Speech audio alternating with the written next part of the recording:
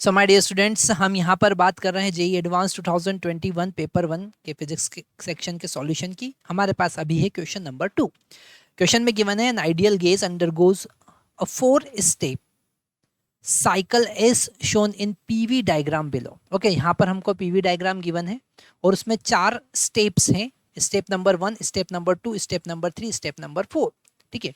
During this cycle heat absorb by the gas in, कौन से step में heat absorb होगा वो हमको बताना है। हीट एब्जॉर्ब के लिए हम यहाँ पर हर एक अलग अलग स्टेप की बात करेंगे। अगर हम स्टेप नंबर 1 की बात करें तो स्टेप नंबर 1 जो है वो कौन सा प्रोसेस है? आइसोबारिक प्रोसेस है। ठीक है, ये है आइसोबारिक प्रोसेस। और अगर आइसोबारिक प्रोसेस की हम बात करते हैं तो हीट डेल्टा क्यू जो होगा वो होगा N C P delta T.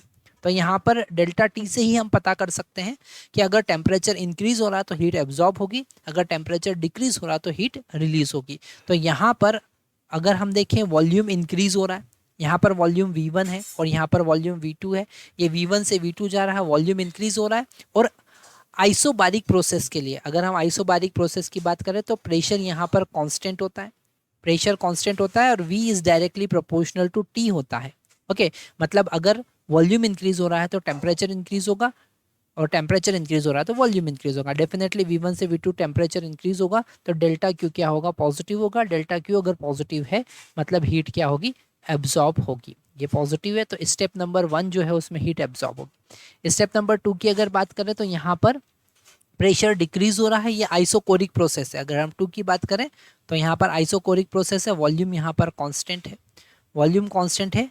तो अगर हम हीट की बात करें, डेल्टा क्यू की बात करें तो फार्मूला होता है N C P delta T, sorry N C V delta T, क्योंकि यहाँ पर वर्क डन 0 होता है। ओके, तो N C V delta T और यहाँ पर टेम्परेचर डिक्रीज हो रहा है ना, यहाँ पर टेम्परेचर डिक्रीज हो रहा है और टेम्परेचर डिक्रीज हो रहा है तो हीट रिलीज होगी, यहाँ पर हीट रिलीज होगी। तो यहाँ पर डेल्टा क्यू जो होगा वो नेगेटिव होगा, वो नेगेटिव होगा, हीट रिलीज होगी। तो सेकंड वाला स्टेप चूज नहीं करेंगे हम। थर्ड वाले स्टेप की बात करें, थर्ड वाले स्टेप में फिर से हम स्टेप नंबर फर्स्ट वाले जैसा ही केस है, पर यहाँ पर फिर से वॉल्यूम डिक्रीज हो रहा है। यहाँ पर वॉल्यूम डिक्रीज हो रहा है मतलब कि टेम्परेचर डिक्रीज होगा, टेम्परेचर डिक्रीज होगा मतलब डेल्टा क्यू जो है वो नेगेटिव होगा, मतलब यहाँ पर भी हीट रिलीज होगी, एब्जॉर्ब नहीं होगी। अगर फोर्थ प्रोसेस की बात करें तो यहाँ पर डेल्टा क्यू का फार्मूला, फिर ये आइसोकोरिक प्रोसेस है, N C V delta T आप लिख सकते हैं।